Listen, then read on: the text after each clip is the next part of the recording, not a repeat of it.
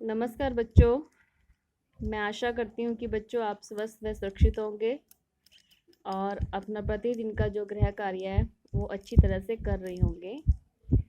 बच्चों, हमने पिछली वीडियो में 8वीं कक्षा की हिंदी व्याकरण की पुस्तक में पाठ 4 शुरू कर रखा है, जिसमें हमने संधि है जिसका नाम संधि में हमने स्वर संधि और व्यंजन संधि कर ली है। आज हम विसर्ग संधि करेंगे। पहले तो विसर्ग संधि की डेफिनेशन की विसर्ग संधि क्या है। विसर्ग के बाद स्वर या व्यंजन ध्वनि आने से विसर्ग में जो परिवर्तन होता है उसे विसर्ग संधि कहते हैं। जैसे मन प्लस बल, ये देखो यहाँ विसर्ग लगा हुआ है ना। मनोबल, नमः प्लस कार, यहाँ भी विसर्ग लगा हुआ है। नमस्कार, तप प्लस बल, तपोबल। विसर्ग संधि में क्या होता है, विसर्ग लगा हुआ होता है, ये इसकी पहचान है। ठीक है। विसर्ग संधि के कुछ नियम इस प्रकार हैं। यदि विसर्ग से पहले ए स्वर हो और बाद में ए या किसी वर्ग का तीसरा, चौथा, पांचवा व्यंजन हो अथवा य, र, ल, व, ह में से कोई भी व्यंजन हो तो विसर्ग का परिवर्तन ओ में हो जाता है। जैसे तप प्लस बल, तपोबल, मन प्लस योग, मनोयोग, सर प्लस वर, सरोवर। इसी तरह ये सारे आगे क्या इसी के उदाहरण दिए हुए हैं। ठीक है। आगे है 2, यदि विसर्ग से पहले अ या आ के अलावा कोई भी स्वर हो अथवा बाद में किसी वर्ग का तीसरा, चौथा, पांचवा व्यंजन हो अथवा य, र, ल, व, ह में से कोई भी व्यंजन हो अथवा कोई भी स्वर हो तो विसर्ग का परिवर्तन र में हो जाता है।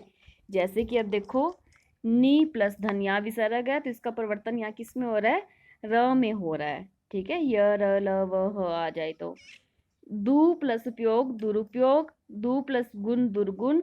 हर जगह देखो, हर उदाहरण में क्या है, रै का विसर्ग की जगह रै लग रहा है। इधर भी देखेंगे आप, जैसे नी प्लस मूल, निर्मूल, दु प्लस वासना, दुवासना, नी प्लस भय, निर्भय, पुनः प्लस जन्म, पुनः जन्म। ये और उदाहरण दिया हुआ है। आगे देखिए तीसरा नंबर है, यदि विसर्ग के बाद च या छ व्यंजन हो तो विसर्ग का श, ट या ठ व्यंजन हो तो श तथा त या थ व्यंजन हो तो स हो जाता है। आगे देखो नी प्लस चल। ठीक है। अब यहाँ विसर्ग के बाद क्या है, च है, ये किस में बदल गया, श में, निश्चल। धनु प्लस टंकार, अब ये किस में है, ट है ना, तो ट किस में ये देखो पेट कटा श है, इसमें चेंज हो गया धनुष टंकार।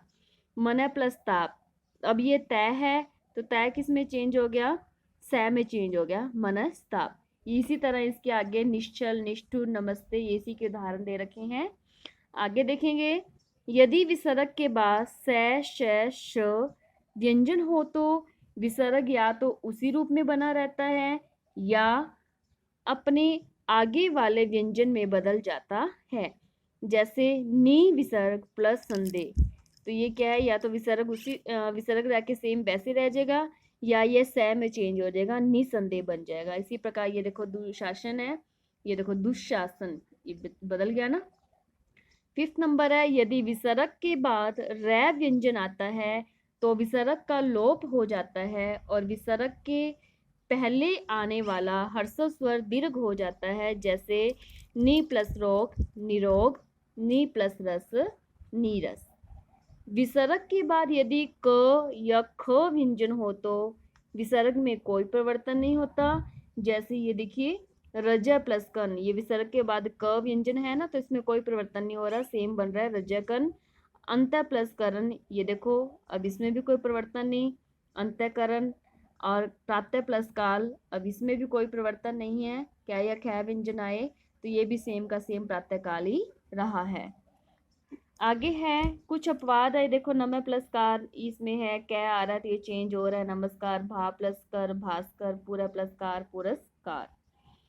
7 पॉइंट है, यदि किसी विसर्ग के पहले ई या उ स्वर हो और विसर्ग के बाद क, ख या प या फ व्यंजन हो तो विसर्ग का श हो जाता है। जैसे नी प्लस कपट, नी विसर्ग प्लस कपट, अब इसका देखो विसर्ग का क्या बन गया, यहाँ श बन गया, निष्कपट। दु प्लस करम, दुष्कर्म, विसर्ग का क्या है, श चेंज हो गया। नी प्लस पाप, निष्पाप। इसी तरह ये देखो निष्फल, चतुष्पाद और निष्कलंक बने हैं ये। आगे हेड पॉइंट, यदि विसर्ग के पहले अ या आ स्वर हो और बाद में कोई अ या आ से भिन्न स्वर आए तो विसर्ग का लोप हो जाता है, जैसे अतः प्लस ए। अब विसर्ग से पहले इन्होंने क्या है ना, ये स्वर है आ गया है तो विसर्ग का लोप हो गया है, क्या बन गया, अते। बच्चों अब आपको पाठ 4 संधि के बारे में समझ आ गया होगा, स्वर संधि, व्यंजन संधि और विसर्ग संधि के बारे में। अब हम इसका अभ्यास करेंगे। जो प्रश्न नंबर 1 व 2 है इसको मैं अभी आपको अभ्यास करवाने के बाद समझाऊंगी, पहले हम अभ्यास करेंगे इस पुस्तक में। प्रश्न नंबर 3, सही कथन पर सही तथा गलत कथन पर गलत का निशान लगाइए। संधि का अर्थ है दो स्वरों के मेल से होने वाला परिवर्तन, आंसर है गलत। सेकंड है संधि विच्छेद में ध्वनियों को अलग अलग कर संधि से पूर्व की स्थिति में रख लेते हैं, तो सही। तीसरा, स्वर संधि में दो स्वरों का और व्यंजन संधि में केवल दो व्यंजनों का संयोग होता है, गलत। आगे है दीर्घ संधि में अ ई उ स्वरों का और अ ई उ स्वरों के साथ मेल होता है, सही। फिर है अगला है अ प्लस री के मेल से अर बन जाता है, सही।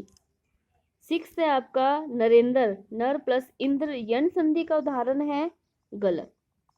प्रश्न नंबर 4, रिक्त स्थानों की पूर्ति कीजिए। संधि दो स्वरों, दो खालिस्तान अथवा खालिस्तान तथा व्यंजन ध्वनियों के मध्य होती है, किसके, दो व्यंजनों अथवा विसर्ग। सेकंड है संधि की विपरीत प्रक्रिया जिसमें ध्वनियों को अलग अलग करके रखा जाता है, खालिस्तान कहलाती है, आंसर है संधि विच्छेद कहलाती है। आपका आगे फिलअप है। तीसरा, अ आ स्वरों के बाद यदि ओ औ स्वर आते हैं तो अ आ का खालिस्तान हो जाता है, औ बन जाता है, तो आंसर है आपका औ। ई स्वरों के बाद यदि इनसे भिन्न स्वर आता है तो ई का खालिस्तान हो जाता है य। जब क व्यंजन के बाद कोई स्वर आता है तो क का परिवर्तन खालिस्तान में हो जाता है, तो आंसर ग।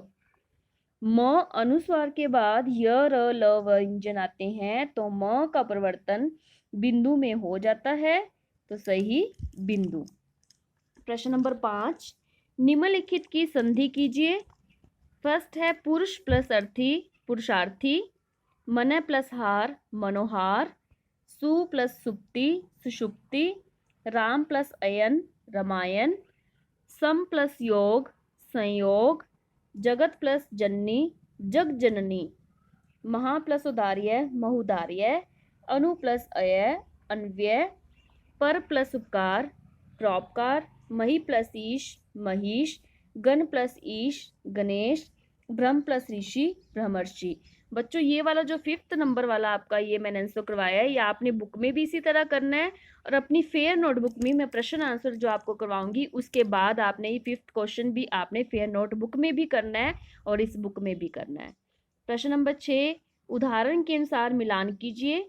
दीर्घ संधि को कै भाग से मिलान करेंगे, भानु प्लस उदय, भानुद्य।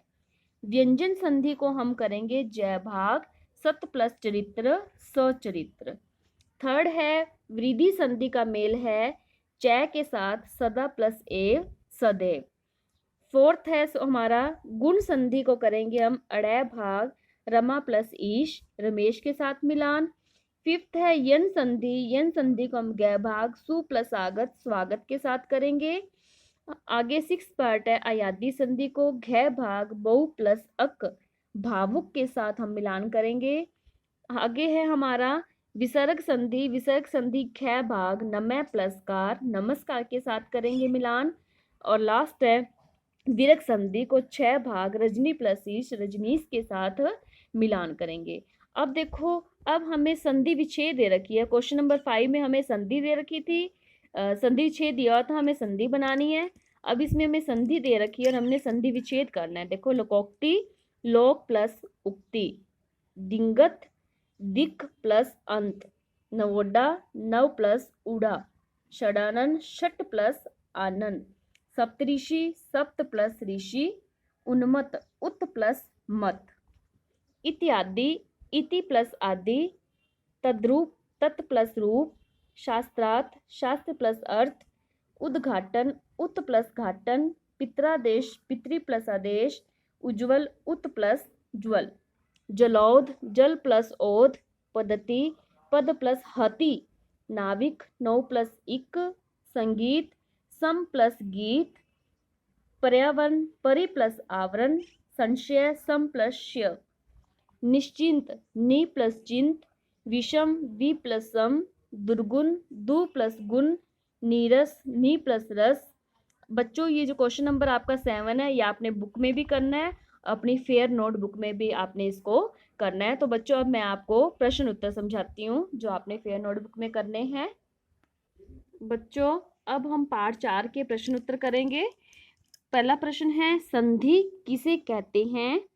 संधि कितने प्रकार की होती है? प्रत्येक के 5-5 उदाहरण दीजिए। उत्तर है, शब्दों में निकटतम ध्वनियों के बीच होने वाले मेल को संधि कहते हैं। संधि 3 प्रकार की होती है। स्वर संधि, इसके उदाहरण है महा प्लस आत्मा, महात्मा, कपि प्लस ईश, कपीश, भानु प्लस उदय, भानुद्य, महा प्लस उत्सव, महोत्सव, सदा प्लस एव, सदैव। दूसरी संधि है व्यंजन संधि, इसके उदाहरण है वाक प्लस ईश, वागीश, सत प्लस मार्ग, सन्मार्ग, उत प्लस लास, उल्लास, सम प्लस पूरन, संपूरन, वि प्लस सम, विषम। तीसरी संधि है विसर्ग संधि, तप प्लस बल, तपोबल, नि प्लस धन, निर्धन, दु प्लस करम, दुष्करम। और फोर्थ उदाहरण है अंत प्लस करण, अंतःकरण, यश प्लस दा, यशोदा। प्रश्न नंबर 2, अंतर स्पष्ट कीजिए। स्वर संधि और व्यंजन संधि। पहला है स्वर संधि, 2 स्वरों के मेल से किसी एक स्वर या दोनों स्वरों में जो परिवर्तन होता है वह स्वर संधि कहलाता है। व्यंजन संधि, जब किसी भी व्यंजन ध्वनि के बाद कोई स्वर या व्यंजन आता है और दोनों के मेल से जो परिवर्तन होता है उसे व्यंजन संधि कहते हैं। अगला है व्यंजन संधि तथा विसर्ग संधि में अंतर। व्यंजन संधि, जब किसी भी व्यंजन ध्वनि के बाद कोई स्वर या व्यंजन आता है और दोनों के मेल से जो परिवर्तन होता है उसे व्यंजन संधि कहते हैं। विसर्ग संधि, विसर्ग के बाद स्वर या व्यंजन ध्वनि आने से विसर्ग में जो परिवर्तन होता है उसे विसर्ग संधि कहते हैं। गुण संधि तथा यन संधि। गुण संधि, अ आ स्वरों के बाद यदि हर्षव या दीर्घ इ उ अथवा री स्वर आते हैं तो उनके स्थान पर क्रमशः ऐ ए ओ तथा अर हो जाता है। इसी को गुण संधि कहते हैं, जैसे देव प्लस इंद्र, देवेंद्र। यन संधि, जब ई के बाद इन दोनों से भिन्न कोई भी स्वर हो तो ई का य हो जाता है। उ के बाद इनसे भिन्न कोई भी स्वर हो तो उ का व हो जाता है, तथा री के बाद री से भिन्न कोई स्वर हो तो री का र हो जाता है, तब उसे यन संधि कहते हैं, जैसे वी प्लस आप्त, व्याप्त। अयादि संधि तथा यन संधि। अयादि संधि, ए ऐ तथा ओ औ के बाद यदि इनसे भिन्न कोई स्वर आता है तो ए का अय, ऐ का आए, ओ का औ तथा औ का आव हो जाता है तब उसे अयादी संधि कहते हैं।